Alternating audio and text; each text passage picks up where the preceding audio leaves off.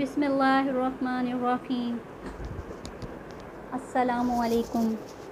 سیرت النبی باب 35۔ یہ میرا تم سے وعدہ ہے۔ اس کے بعد جب حضور نبی کریم صلی اللہ علیہ وآلہ وسلم اس بدبخت کے سامنے آئے، اس نے آپ کا منہ چڑھایا، آپ کے چہرے مبارک پر تھوکا، لیکن اس کا تھوک آپ کے چہرے مبارک تک نہ پہنچا بلکہ خود اس کے منہ پر آ کر گرا۔ اس نے محسوس کیا گویا آگ کا کوئی انگارہ اس کے چہرے پر آ گیا ہے۔ اس کے چہرے پر جلنے کا نشان باقی رہ گیا اور مرتے دم تک رہا۔ اسی عقبہ بن معیط کے بارے میں سورہ فرقان کی آیت 37 نازل ہوئی۔ ترجمہ: جس روز ظالم اپنے ہاتھ کاٹ کاٹ کر کھائے گا اور کہے گا کیا ہی اچھا ہوتا میں رسول کے ساتھ دین کی راہ پر لگ جاتا۔ اس آیات کی تفسیر میں لکھا ہے، جس روز ظالم آدمی جہنم میں کوہنی تک اپنا ایک ہاتھ دانتوں سے کاٹے گا، پھر دوسرے ہاتھ کو کاٹ کر کھائے گا۔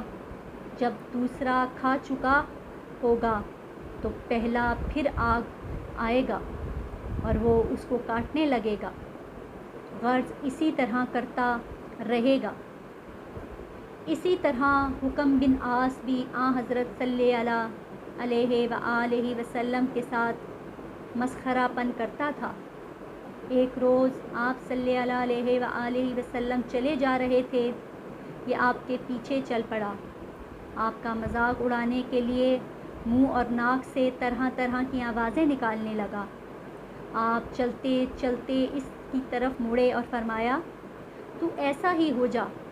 چنانچہ اس کے بعد یہ ایسا ہو گیا تھا کہ اس کے منہ اور ناک سے ایسی ہی آوازیں نکلتی رہتی تھیں۔ 1 ماہ تک یہ بے ہوشی کی حالت میں رہا۔ اس کے بعد مرنے تک اس کے منہ اور ناک سے ایسی ہی آوازیں نکلتی رہیں۔ اسی طرح عاص بن وائل بھی آپ صلی اللہ علیہ وآلہ وسلم کا مذاق اڑایا کرتا تھا۔ وہ کہا کرتا تھا، محمد اپنے آپ کو اور اپنے ساتھیوں کو نعوذ باللہ یہ کہہ کر دھوکہ دے رہے ہیں کہ وہ مرنے کے بعد دوبارہ زندہ کیے جائیں گے۔ خدا کی قسم، ہماری موت صرف زمانے کی گردش اور وقت گزارنے کی وجہ سے آتی ہے۔ اسی عاص بن وائل کا ایک واقعہ اور ہے۔ حضرت خباب بن ارت مکہ میں لوہار کا کام کرتے تھے، تلواریں بناتے تھے۔ انہوں نے عاص بن وائل کو کچھ تلواریں فروخت کی تھیں، ان کی اس نے ابھی قیمت ادا نہیں کی تھی۔ خباب بن ارت اس سے قیمت کا تقاضا کرنے کے لیے گئے تو اس نے کہا، خباب تم محمد کے دین پر چلتے ہو؟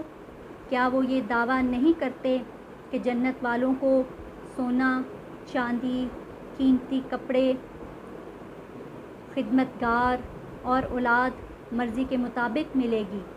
حضرت خباب بن ارت بولے، ہاں یہی بات ہے۔